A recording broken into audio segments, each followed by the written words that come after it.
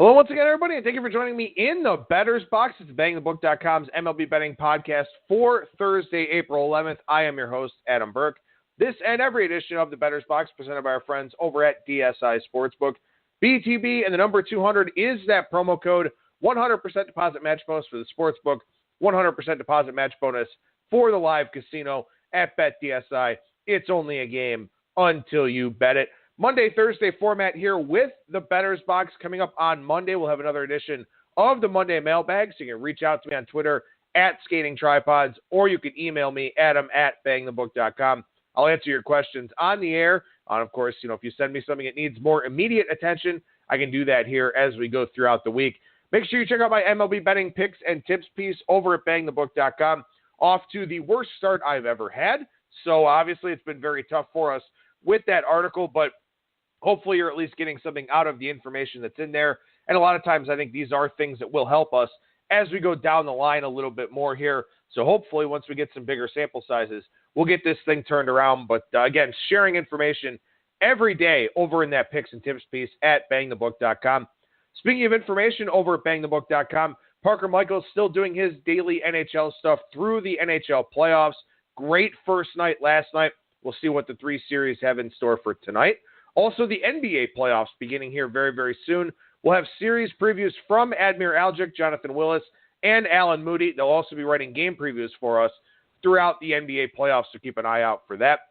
Finally, before I start the show here today, I want to send out my appreciation and my thanks for all the positive thoughts and the feedback here. Obviously, it's been a rough start to the season for me. Seems like for a good amount of people out there, it's been a very rough start to the season. And, I've had a lot of people reach out and, send over some positive wishes, tell me that things are going to turn around. I certainly appreciate that. My apologies for not answering every one of you that has reached out, but know that it means a lot to me, and I'm certainly working hard to get this thing turned around for us here with the picks piece over at bangthebook.com.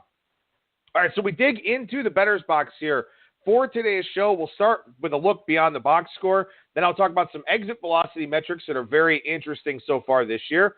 We'll go down the lines, talk about some line moves that have happened since Monday. I'll give you my pick for tonight, and then also a look at the weekend ahead. So we start with a look here beyond the box score. We begin with the series between the Astros and the Yankees. The Astros sweep that series from New York. But I want to start with giving some props to this Yankees offense a little bit here. They are very undermanned right now. They're missing a handful of key guys in this lineup. Aaron Hicks, Giancarlo Stanton, Didi Gregorius. There are lots of guys either at less than 100% or not even in the lineup right now. So credit to them for hanging tough here because they had three very tough pitching matchups in this series. They faced Justin Verlander in the first game, scratched out 3 runs against Verlander, who gave up 7 hits and walked a couple guys. They did a very good job hanging in there. They weren't able to get that victory, but they made Verlander work, and they had some success, just didn't get those big hits when they needed them. They had 3 runs on 4 hits and 3 walks against Garrett Cole, another very tough customer. A lot of people like him to win the Cy Young here this season. And I watched a lot of yesterday's game because I had the under on that game. They had Colin McHugh on the ropes a little bit early in that one. They weren't able to punch through in the early innings. He eventually settled down, had 9 strikeouts over 6 innings. But again, with 3 really tough starting pitchers, for the most part, they gave themselves a chance.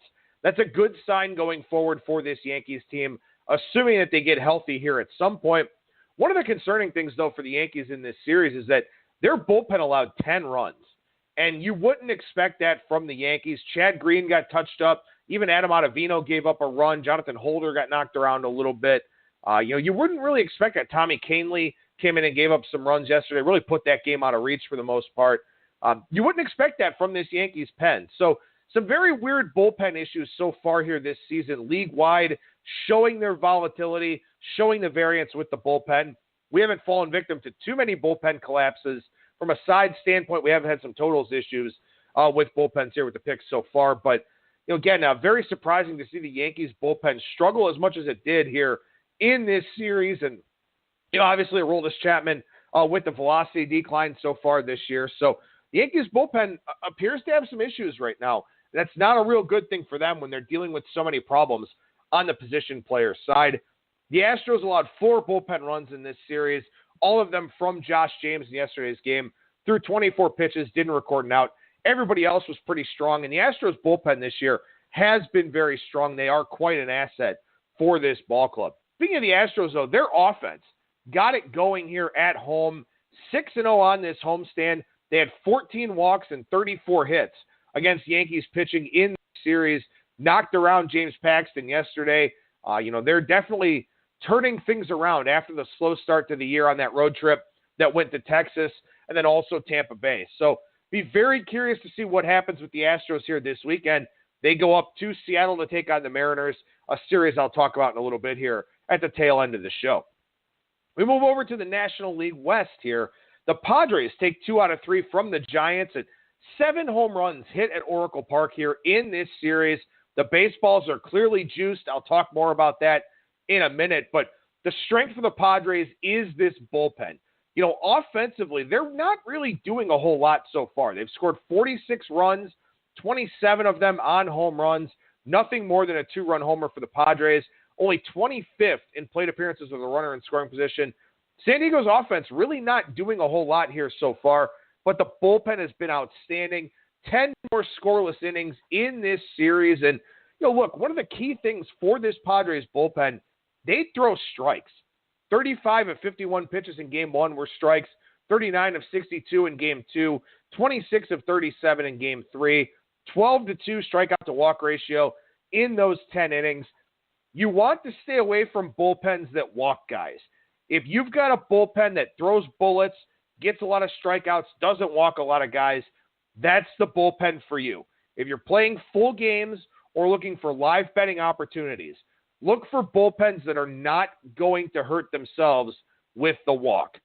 So far, the Padres have been very, very good at limiting walks from their relievers. They did it here in this series.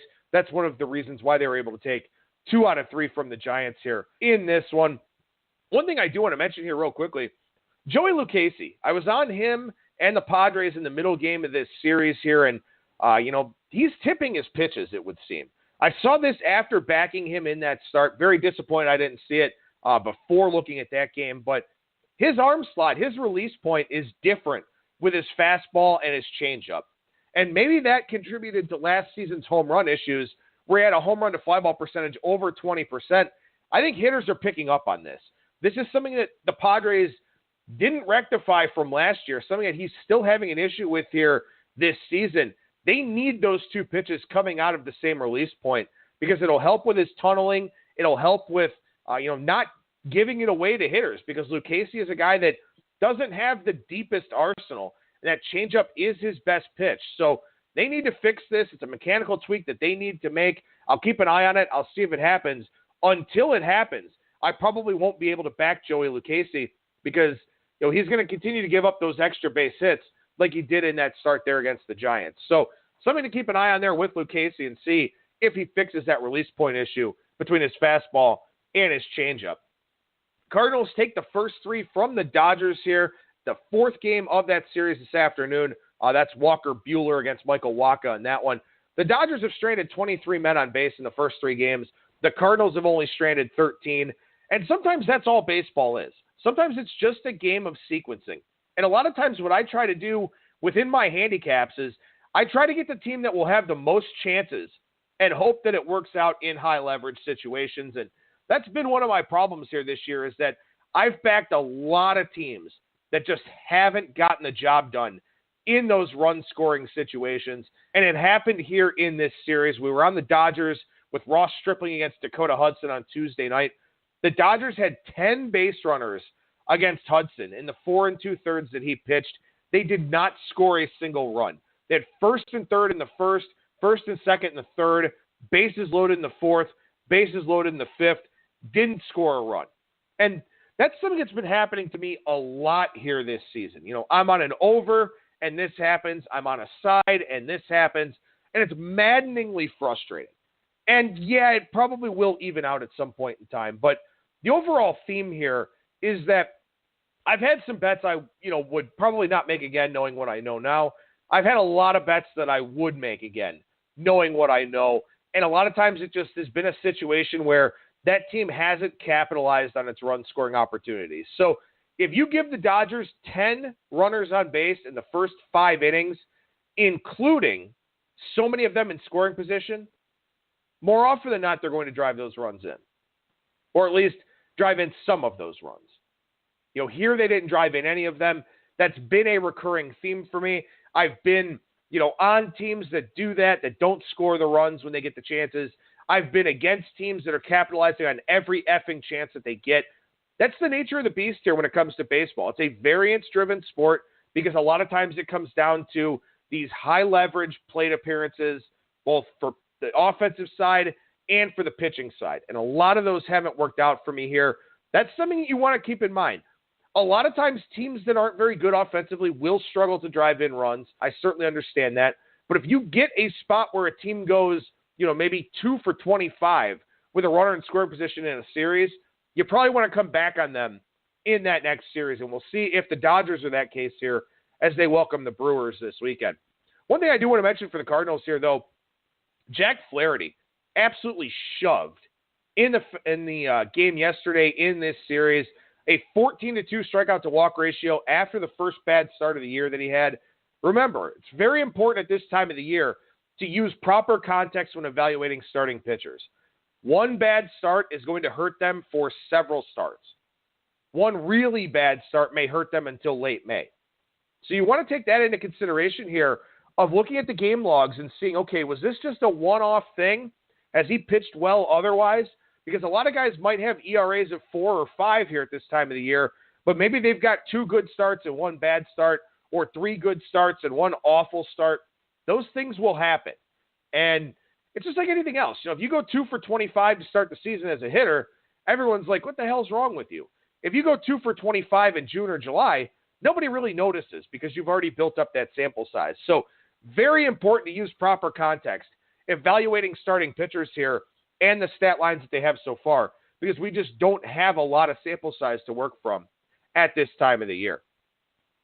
All right, I'll give you some general things here, not looking at any specific series, but I had a listener question about totals.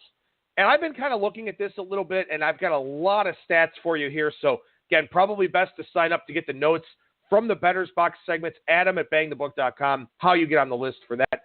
But so far, according to that Killer Sports database, again, these are from closing lines, and I believe they're graded from the closing line at 5 dimes. The over is 94, 79, and 7 so far this season.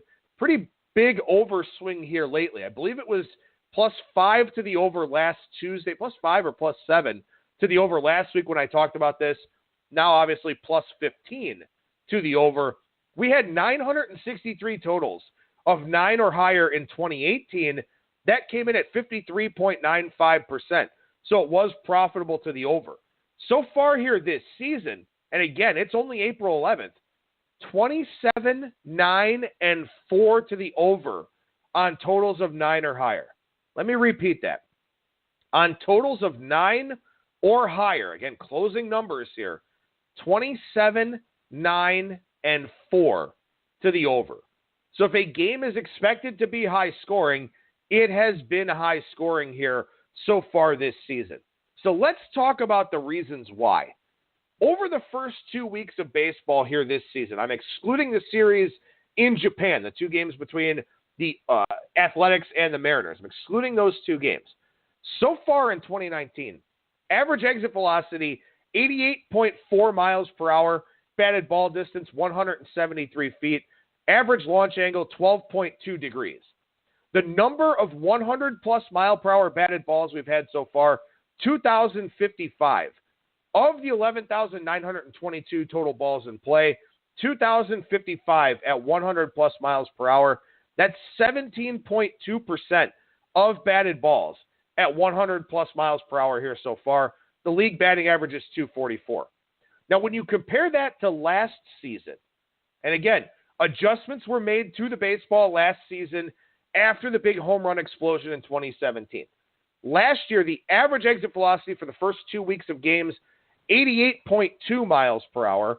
Average batted ball distance, 168 feet. Average launch angle, 11.8 degrees. The number of 100-plus batted balls, 2,057, but that was out of 12,175. So 16.9% of batted balls were 100-plus miles per hour in the first 2 weeks of last year. League batting average was 238. So here, what we're looking at is a higher average exit velocity this year, a higher average batted ball distance, a higher average launch angle, a higher percentage of batted balls of 100-plus miles per hour, and a 6-point increase in league batting average. This is why the over has been profitable and why the over has been so good in totals of 9 or higher. When you get a total of 9 or higher, it's because you've got 2 pitch-to-contact guys in that game, or maybe 2 really good offenses, or favorable wind conditions, something like that. What we're seeing here this season so far, an increase in velocity on batted balls, an increase in high velocity batted balls, and an increase in walk rate. So basically what we're getting is a perfect storm here where we've got more base runners, more high velocity contact, and we've seen a big spike in home run to fly ball percentage relative to last year. So right now it looks like the baseball is corked. There's something going on with the baseball. A lot of teams are hitting their hardest home run in the StatCast era, which dates back to 2015, or the third hardest or the fourth hardest, something like that. We're seeing a lot of high velocity contact with a lot of very positive outcomes for the hitters. So right now, betting unders is extremely difficult to do.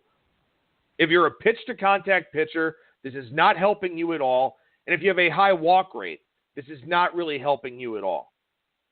So what does this mean? Well, early on, you would think with the colder weather conditions that offense would be suppressed a little bit. That's not been the case relative to the last 2 years. So, again, keep in mind that league-wide hitting should improve going forward. I think as it warms up, it will be even more detrimental to those pitch-to-contact guys.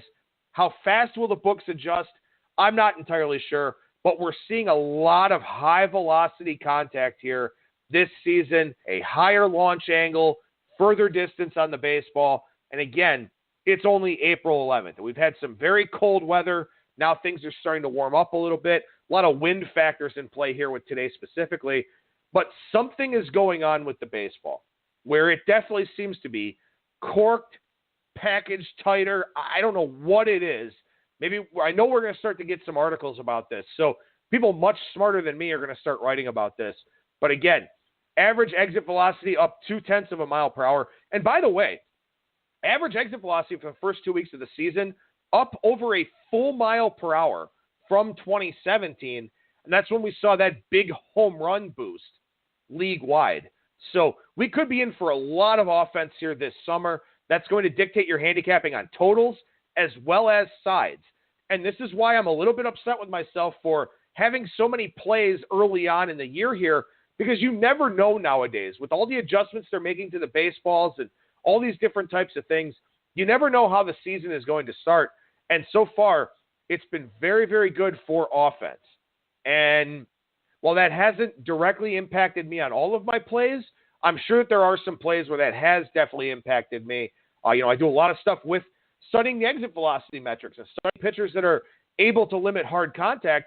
Well, some of those guys haven't been able to do that as well so far this season here with this corked baseball. So I've had to make some adjustments. And once again, maybe some of this stuff is a little bit over your head. Maybe some of this stuff is a little bit overwhelming. But again, all I'm attempting to do and all that sabermetrics do is quantify what we're seeing. And it just looks like everything's getting hit harder.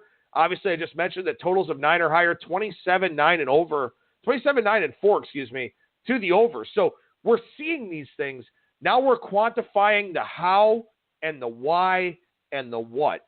And I think that this is very important stuff to keep an eye on here early on in the baseball season, because again, you would think that exit velocities will go up as the weather warms up. Batted ball distance will go up as the weather warms up. Launch angles probably will go up as guys start to elevate the baseball a little bit more in favorable hitting conditions. So once again, this is important stuff here that will affect you from a side and total standpoint, and it will certainly have an impact on my handicapping as we go throughout the season here. Something I like to do on Thursday editions of the Bettor's Box, something that maybe the sample sizes are a little bit small to start now, but never a bad idea to get some more data out there. Last year, every Thursday, really about from June on. I was looking at batting average and weighted on base average on batted balls of 95-plus miles per hour. So far this year, the league batting average on batted balls of 95-plus miles per hour is 524. The league WOBA on base average, 668. Both of those numbers are up from the full season marks from last year. Not by a substantial amount, but when we're talking about sample sizes of this magnitude, batting average up, I think, a handful of points here. WOBA up about the same. Again, this is important stuff as we get into the warmer months of the season. Again, weighted on base average, keep this in mind. It's like on base percentage, except it actually assigns different values to the outcomes. So with on base percentage, a walk and a home run count the exact same. With WOBA, weighted on base average, a walk counts a little bit less than a single, which counts a little bit less than a double, which counts a little bit less than a triple, which counts less than a home run. Run values are assigned to these outcomes based on the expected number of runs and things of that sort. This does change from year to year, so it will be graded on a little bit of a different scale this season. But again, a walk should never count the same as a home run. So that's what WOBA does in terms of accounting for the different run values with those two outcomes. In any event, the top 5 teams in 95-plus mile per hour batted ball batting average are the Arizona Diamondbacks at 661, Mariners 641, Yankees 619, Nationals 596, Astros 578. Again, league average 524. So you'll have 2 or 3 outliers year in and year out that are 600, 590, something like that or higher. A lot of times, the majority of the league, probably 22 of the 30 teams, are going to fall somewhere plus or minus 30 points of the league average. Here we've got some substantial outliers. The Diamondbacks were a very big outlier last year, up in the top 5 of batting average in WOBA. They also had A.J. Pollock and Paul Goldschmidt. So I would expect the Diamondbacks to probably gradually come back to the pack here as we go along, especially as they close up Chase Field as it gets warmer. The humidor has more of an impact, stuff like that. But again, the top 5 here with a league average of 524 are the Diamondbacks at 661, Mariners 641, Yankees 619, Nationals 596, Astros 578. Now the bottom 5 in batting average here, we start with the Detroit Tigers at 393. So while the Tigers don't have a great offensive ball club by any means, they've gotten very unlucky on their high velocity contact here this season. So they are a team, I've talked about them quite a bit. They've been very dependent on the walk so far this year. They're getting unlucky on high velocity contact. So they are an offense that probably should get a little bit better. Again, here at 393 with a league average of 524. The Marlins at 425, they were in the bottom 5 just about all of last year. The Giants, 446. The Phillies, a little bit of a surprise, 458. And the Rockies at 465. As the Rockies play more home games, they'll have some better results with this. Right now, they have the 3rd lowest number of batted balls of 95-plus with just 86 of them. The Indians have the lowest with 82. The Reds, the 2nd lowest with 83. Now, again, obviously, this is kind of dependent on how good the offense actually is. You're going to have teams like the Tigers and the Marlins that will probably be in the bottom 5 all year. You'll have teams like the Phillies and the Rockies that gradually move up the list because they're just better offensive teams. So when you look at regression from this standpoint, again, it's all about degrees of regression. If you're not a very good offensive team, but you're off to a great start like the Diamondbacks are here, you're going to come back to the pack. The Mariners, same thing. The Yankees, they'll stay one of the highest teams in this category. I don't know if they'll be, 95 points above league average, but they'll be one of the better teams in this department. The Astros should be as well. So again, not all of these teams are going to regress or positively regress to the same degree, but you can get a good idea based on the talent level that's there, how sustainable these numbers actually are. So again, league average WOBA, weighted on base average, on 95-plus mile per hour batted balls, 668. The top 5 here so far this year, Arizona at 896. Again, they will come back to the pack. Seattle, 882. Same thing. They will come back to the pack. Yankees, 796. The Cardinals, 743. And the Dodgers at 740. The bottom 5 here, The Tigers at 469.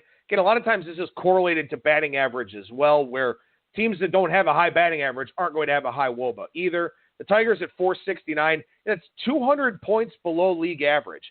That's not going to be the way that things go here all season long for the Detroit Tigers. They will at some point have some better results there on batted balls of 95 plus, because as I mentioned, you're going to have a lot of teams that sort of fall within 30 or so points of league average. And for the Tigers here, 200 points below league average. And in fact, I'm running the query here as I'm talking. I wish I would have done this for the notes before the show. Maybe I'll throw this into the notes before I send them out here. But last year in Major League Baseball, the average exit velocity, 95 plus miles per hour, sorted by WOBA. The league average was in the 630 or so range. The lowest that we had last year was San Francisco at 599. The highest that we had was the Dodgers at 723. So again, the vast majority of the league's teams will fall within to a certain range. That range is not going to include being 200 points off the pace. So the Tigers offense should have some better outcomes here on high velocity contact. So maybe look to play the Tigers against guys with bad command, guys that do allow a lot of high velocity contact. The Giants at 523, the Marlins 535, the Pirates at 564, and the Tampa Bay Rays at 583. Now, one of the reasons why the Rays are so low, despite a lot of high velocity contact, is that they hit a lot of ground balls. And WOBA, again, assigns run values to the outcomes where a home run is usually worth about 2.08 points or so towards WOBA, whereas a ground ball single, which is what the Rays are going to hit a lot, is more like, 0.8 runs or 0.9 runs, something like that. So that's wherein the difference lies from a WOBA standpoint. So the Rays may be towards the bottom in this category, largely because they hit a lot of high velocity singles, maybe some doubles mixed in there. They don't hit for a lot of power. So that's why they're down here at the bottom of the list so far, despite having a pretty good offensive showing to this point in the season. So again, a lot of numbers that I threw at you there. This will get stronger in your minds with the repetition that I'll have throughout the season. But again, Adam at bangthebook.com if you want to get on the list for the notes. All right, let's go down the lines here. We'll talk about line moves dating back to when I was last on the air on Monday. We saw an initial fade of Jon Lester on Monday, but then that line came back up. Jamison Taillon got knocked around in the second inning, took a header, 3 errors from Kevin Newman. I was on Pittsburgh for the first 5 there in that game, and that one was in trouble from the jump. But Jon Lester did get hurt, which gives me all the more reason to fade Jon Lester when he comes back. When I see pitchers get injured in early April, they are immediately fade candidates for me. Their first 3, 4, and 5 starts coming off the DL. Because now they have to go through the process all over again of building up their arm strength, building up their command, finding their grips, finding their rhythm. You go through all the stuff in spring training to build your arm up. You make a few starts, and then you get hurt, and you start from scratch again. We saw this with a guy like Robbie Ray. Excellent in the second half, not so good in the first half, especially in the immediate aftermath of coming off of the injured list. I will fade Jon Lester without fail in his first 3 or 4 starts once he gets back off the DL. And maybe I'll look to do the same thing with Hyun-Jin Ryu. There was money that came in against him on Monday. Ryu re-aggravated that groin injury that he had last year. So now he'll be a guy coming off the DL here sometime soon. But an interesting line move there because Miles Mikolas, a big ERA to xFIP guy from last season, the market came in on him. The market bringing Lester back up. Some interesting line moves here so far. The market's doing some things that I really didn't expect. And, there's also a game today that I'll mention in a few minutes that, I expected to see a line move on. We haven't seen it. In fact, I forgot to write about it in my picks and tips piece. So maybe a little bit of a free play here on today's show with that one as well. But, not seeing the same nature of line moves I'm accustomed to seeing out there in the betting market so far. It's like clockwork. You can set your watch to this one. Money came in against Kyle Freeland on Monday. That was Julio Teheran and the Braves. Freeland did not pitch well, and he could be a guy hurt by that corked ball that I talked about just a couple of minutes ago. So money come in against the Mariners and Felix Hernandez to back the Royals and Homer Bailey, which, look, I get it. I mean, the Mariners are off to an unsustainably hot start. And as I just mentioned, they're having a lot of very fortunate outcomes on high-velocity contact. But, man, backing Homer Bailey, that's a real tough sell for me. The Mariners did wind up winning that game. Saw money come in against Ulyss Chacin and the Brewers on Monday. The market is fading teams that are off to a hot start. The Brewers, the Dodgers, the Mariners, teams that are, 7-1, 8-2, stuff like that. The market looking to come in against them here early on in the year. We moved to Tuesday, where we saw some very heavy Reds money come in on Luis Castillo. He's been shoving so far. He's been absolutely fantastic for the Reds. If he gets any run support, and he got 14 of them on Tuesday, he'll be a very profitable guy out there in the betting markets, and the market has backed him in all three of his starts here so far. Money came in on Tuesday against Ross Stripling and the Dodgers. Again, that was to fade a team off to a hot start. Money came in on the Rays and against the White Sox in all three games of that series, Monday, Tuesday, and Wednesday. Tuesday, pretty significant line mover there. The White Sox just not a whole lot to get excited about except for Yoan Moncada's start to the season. But the Rays took money in all three games there, did sweep that series as well. On Tuesday, money came in against Corey Kluber. That was with Jordan Zimmermann on the bump for the Tigers. Zimmermann, some nice arsenal changes, but hung a few too many sliders in that one. Kluber wasn't dominant by any means, but good enough to get by as the Indians won that one. I had the under in that one. Didn't come through for us there, but money did come in against Corey Kluber in that matchup. Saw money come in against the Mariners again on Tuesday as well. And then a fade of Matt Harvey that backfired. That was Freddie Peralta in that one for the Brewers. Peralta got knocked around worse than Matt Harvey did. The Angels wound up out-slugging the Brewers in that one. On Wednesday, yesterday, we saw a little bit of Nick Pivetta money come in, but he got blasted. An example of how that ERA to xFIP split is no guarantee. You still need command. He still doesn't have much of it. Nationals took full advantage there in that one. We also saw money come in on Matt Boyd and the Tigers against Trevor Bauer and the Indians. That was the correct side there in that one. Bauer hung a couple of pitches with death by paper cuts a little bit as well. Matt Boyd pitched extremely well for the Tigers in that one. They took care of business in that game. Money's coming against the Orioles all week with the A's in town. That's not a particularly big surprise. Saw money come in against Robbie Ray to back Lance Lynn, probably fading that good offensive start for Arizona that I talked about already. One thing I do want to mention, I'm pissed at myself for not taking Houston yesterday. Took the under instead of the Astros. Colin McHugh dominates right-handed batters. The Yankees lineup very right-handed, had a lot of success there in that one.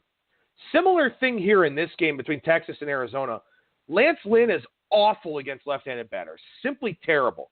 But he's pretty damn good against righties. Diamondbacks, very right-handed heavy lineup. The Rangers win that game.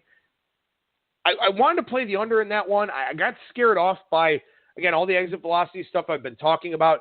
Maybe the Rangers should have been the play there with Lance Lynn, but I'm kind of finding that I'm either talking myself off of winners or that crisis of confidence that I talked about on Monday.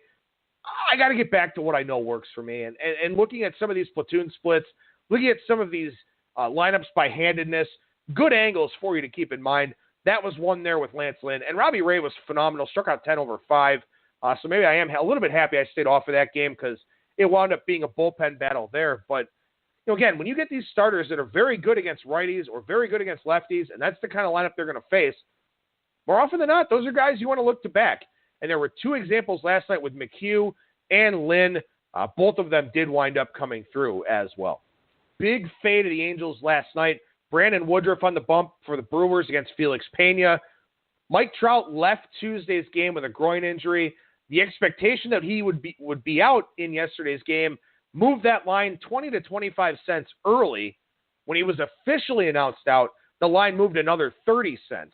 Moved about 60 cents in total at some shops, and the Angels wound up winning the game anyway. So my condolences to those that got a lot of closing line value in yesterday's Brewers versus Angels game because it just didn't work out for you. So a little bit of a fade on Sonny Gray early, but then some buyback in that one. That's the Marlins on the road at the Reds. Money coming in against Jose Quintana and the Cubs here on Thursday. That's an interesting game because you got some wind factors in that one up at Wrigley Field, which is a thing that's usual here at this time of the year. So seeing money come in against Zach Godley here and the Arizona Diamondbacks. Again, maybe looking to fade that hot start. Padres sending out a rookie in Pedro Avila. Avila one start at Double-A. Padres being very aggressive, moving guys up the chain. they've got some guys at AAA that are decent prospects. Look at Cal Quantrill, like a Logan Allen. They're going down deeper to get guys from single and double A here, like Margevicius, like Avila. Pretty interesting to see that, to say the least. But Avila gets that first start here tonight. One game I missed in my article, and I'm kind of disappointed I did. And of course, it'll probably win, so I'll be really upset that I stayed off of it. John Gray and the Rockies on the road at the Giants take on Jeff Samardzija. John Gray is a guy, big ERA to xFIP split. Similar thing here already this year. A lot of strikeouts, good walk rate, having problems on batted balls in play and home runs. Again, one of those ERA to xFIP guys. This line hasn't moved as of yet, at least as of putting my notes together for the show. I would expect it to. I may take a personal play on John Gray here. I will not update the article after the fact, but I may take a personal play here on John Gray and the Rockies today. But my official pick for today, a little bit juicy in the minus 130 range. The Braves, first 5 against the Mets. Really liked what Kevin Gausman did in his first start for the Braves here. He's throwing his four-seamer up and into righties, up and away to lefties. This is a big location change from what he was doing with the Orioles, where he was just kind of all over the map with the fastball.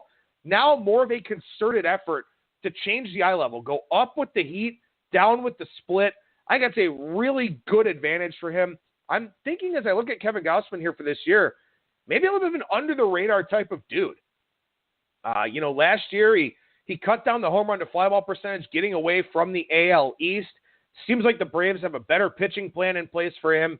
And look, any guy that leaves the Orioles winds up having more success than he had when he was there. I mean, Jake Arrieta, the poster child for that. So I think it helps Gausman to leave here. The Mets' lowest contact percentage in baseball so far. And also, again, like I said, all you can do is handicap the number of chances you expect to have for your team to score runs. Steven Matz walks guys. The Braves have a pretty good offense. He's a ground ball type of guy.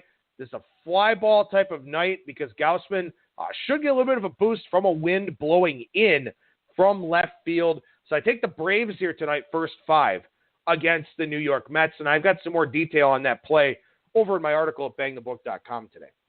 All right, so what am I looking at here for this weekend? Well, let's start in the National League East. We've got the Phillies taking on the Marlins. Phillies heading to a place where offense goes to die. You've got Jake Arrieta, Sandy Alcantara in the first game, Zach Eflin, Caleb Smith in the second game, Vince Velasquez, Jose Urena in the third game. Curious to see how the market handles this series. I think we probably get Marlins money in all 3 of these games, especially the first one here. Alcantara was very good in his most recent start. Arrieta, pitch to contact type of guy. I think we probably get some Marlins money in that one on Friday. We'll see how the Phillies do here offensively, see if they can keep that power stroke going down there in a very tough park for hitting home runs. Although Marlins Park in the first homestand for Miami played much better to the power side than it usually does. So I'll be interested to watch and see if that's the case here in this one. And if it is, we'll see how quickly oddsmakers actually adjust Marlins totals because, once again, bad offense and a decent pitching staff. The Brewers and the Dodgers, NLCS rematch here. Kind of wonder if the Brewers were looking ahead a little bit to this series, getting swept there in Angels Stadium. Corbin Burns, Julio Urias in the first one. Zach Davies to be determined on Saturday. Ulis Chassin, Ross Stripling on Sunday. Stripling coming off of a pretty marginal start there for him. The Brewers and the Dodgers both took money against them this week. I'm curious to see what happens with this series. I think the Dodgers take money in all 3 games here. I really do. I think this is a tough matchup for the Brewers starters here. Burns gets a lot of swing and miss, but then a lot of pitches that are hit hard. He's very inconsistent from pitch to pitch. Urias, obviously a lot of love for him as a prospect. The Brewers have been very good against lefties here so far this year, though. So, we'll see if that kind of balances out the action in that one. Tough matchup for Zach Davies, obviously. Then Ulis Chassin, tough matchup for him, too, because sometimes he has a problem with walking guys. So I think the Dodgers take money in all 3 games here, but obviously we'll see how this one plays out. We head out to the AL West here, the Pacific Northwest in particular. The Astros and the Mariners. Astros got right at home, hit a bunch of balls hard, had a lot of success with that. Mariners coming off of a great road trip here. Wade Miley, Wade LeBlanc on Friday. Maybe the first Wade versus Wade pitching matchup I think we've seen in Major League Baseball here. Justin Verlander and Felix Hernandez on Saturday. Garrett Cole, Marco Gonzalez on Sunday. We will see Astros money in this series, probably Saturday and Sunday to be sure. I think we probably see it on Friday as well. The market has been a little bit against Wade Miley thus far, but with the fate of the Mariners in progress, I think the Astros take money in all 3 games here. I like Miley a little bit on Friday, I think, but obviously we'll see what the price looks like on the overnights there for that one. Finally, one more series touch on the Pirates and the Nationals here. You've got Trevor Williams and Patrick Corbin in the first game. This line will move. I guarantee you this line moves on Patrick Corbin. So keep that in mind. If the overnight price looks okay on Corbin, this one is going to go up. Chris Archer, Max Scherzer Saturday, Jameson Taillon, Anibal Sanchez on Sunday. I think these are tough matchups for the Pirates here. Corbin with that wipeout slider, Max Scherzer's elite, Anibal Sanchez, very good contact management guy. Maybe an under on Sunday with Taillon looking to bounce back a little bit. His defense did not help him at all in that start against the Cubs. But the big thing I want to talk about with that series is the big line move I expect on Friday with Trevor Williams and Patrick Corbin. One other quick note, Braves and Mets play the Sunday Night Baseball game. The Mets had the quick turnaround Sunday to Monday. The Braves are off. So really nothing, though, coming out of Sunday Night Baseball from a situational standpoint, in my estimation. So, again, a lot of stuff, a lot of numbers, a lot of notes here today on the Bettor's Box. Adam at bangthebook.com if you want the notes for the show. Also, Adam at bangthebook.com or at Skating Tripods if you've got questions for the upcoming Monday mailbag here after the weekend. Make sure you check out Parker Michaels' 2 NHL playoff previews for the East and the West. Also, keep an eye out for his daily picks and that NBA postseason content that we'll have going up over at bangthebook.com. Thank you very much for listening, everybody. I'm Adam Burke, and remember that you will never strike out when you're in the Bettor's Box.